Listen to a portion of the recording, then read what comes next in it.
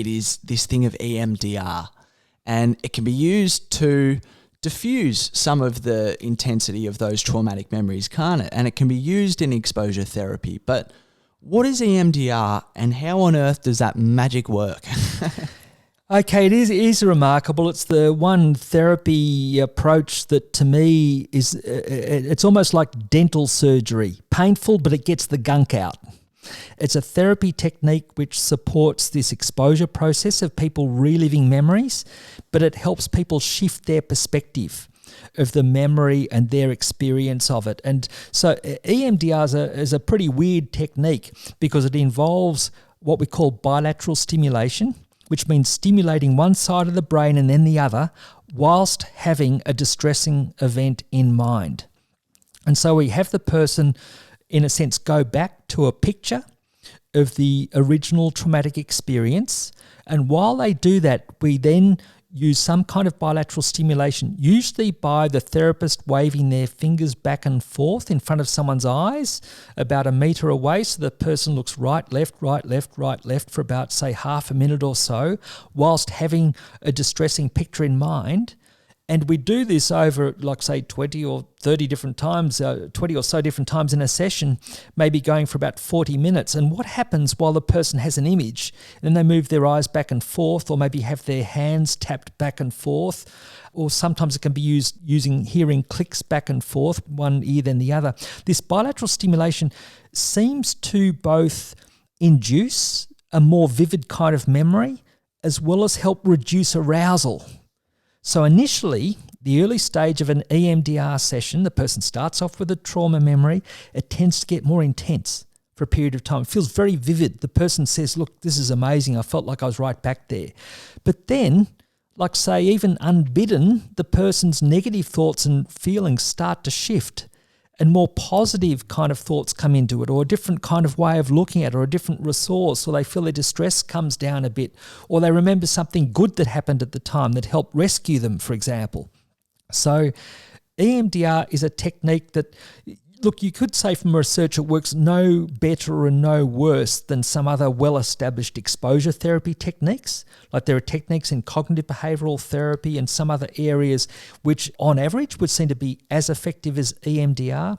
But certainly in this practice, it's one of our favoured go-to ways of initiating trauma therapy. And I think that any therapy practice that specialises in trauma as ours does, we ought to have at least two different methods that involve exposure to trauma, but we do tend to use EMDR because very commonly within 3 sessions, not only does it help take the heat out of the trauma memory through the exposure process, but also what we've found from research, which we've presented at conferences, is that people's level of anxiety and depression tends to roughly halve across those EMDR sessions. And if we see people, for example, for 12 sessions of treatment for an individual trauma experience that they had, it might be being a victim of crime or a car accident or something like that, we find they go through as much improvement across the EMDR sessions as they do for the rest of the treatment overall. So yeah, it is quite remarkable, but the uplifting story is there are therapy techniques that can help a person manage with the challenge of reliving a past trauma in a way that helps take the heat out of the trauma-related emotions. Well, I remember for me, when I used EMDR, it was almost like I had that idea of being so numb about things, so stuck, not able to connect with that emotion, that I was then able to spit out a chronology of the morning of sort of when everything happened, and I was able to connect with details that I thought that I'd forgotten. And it completely almost demystified the event again, so it doesn't become this kind of, I suppose, intangible black cloud, for lack of a better term, that's sort of kind of sitting over you. And I just remember going through the process, and we'll just go into it briefly because it's so fascinating to me how it works. I don't know if I'll ever be able to understand it. But as I was sort of thinking about things, going through the sort of process of the hand movements, these intangible feelings and emotions that I had in my head almost crystallized and materialized into this face. And it was almost this demonic face. But to me, this face represented some of these emotions that I was feeling, some of what I was going through. And And as I went through more and more sort of cycles of this EMDR, this face sort of became more and more kind of grotesque and ridiculous. And it ended up almost being a cartoon caricature of itself, of what I initially considered to be my perception of all of my negative feelings and everything. And all of a sudden, it had just become this kind of big cartoon kind of mess that was intimidating in no way at all. And it was just the journey that I almost went through in terms of just that.